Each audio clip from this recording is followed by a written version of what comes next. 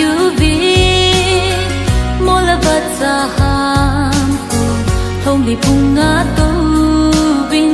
dây la ngay à oi bin quy li nung zin zenin pa cha le ham hình hôn lung ki to in ki hôn asim po pa suy ôi ki dang ne o alo pi ne tu sin nam kim zo se asim po pa suy a chi sin zo se la man lu pe na e sim ka ki pa na za lin ba chi sin ta nghe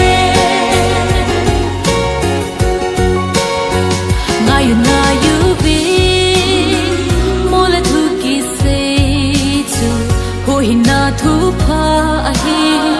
asaya jesu krista ke ya che lo chu koi ma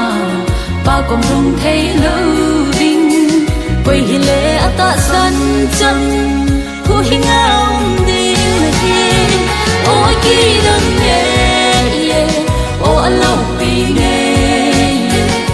nam kim zo se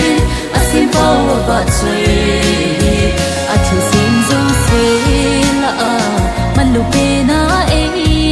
sim ka ki pa na za lin ba chei sim ta nghe